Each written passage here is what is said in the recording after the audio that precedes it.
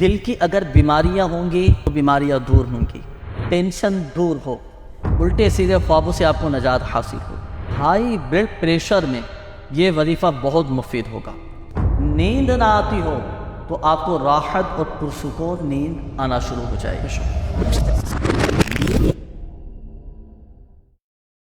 ایک ایسا وظیفہ انشاءاللہ الکریم میں آپ کو عرض کرتا ہوں کہ اس کی برکت سے آپ کو 9 فائدے حاصل ہوں گے۔ اچھا، وظیفہ ایک ہے اور فوائد آپ کو 9 حاصل ہوں گے۔ سنیے کہ جو کوئی رات کو روزانہ سونے سے پہلے اپنا سیدھا ہاتھ دل پر رکھ کر 11 مرتبہ پڑھیں، یا باعث یا نور، یا باعث یا نور۔ اچھا، اول اور آخر آپ نے درود پاک بھی پڑھنا ہے شاید جی۔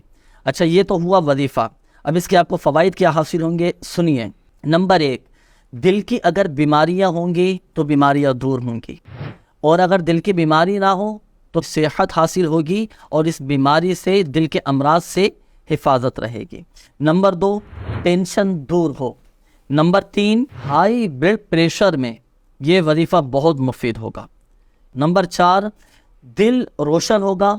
نمبر 5، الٹے سیدھے خوابوں سے آپ کو نجات حاصل ہوگی، ڈراؤنے خواب اگر نظر آتے ہیں تو وہ بھی دور ہو جائیں گے۔ اور نمبر 6، نیند نہ آتی ہو تو آپ کو راحت اور پرسکون نیند آنا شروع ہو جائے گی۔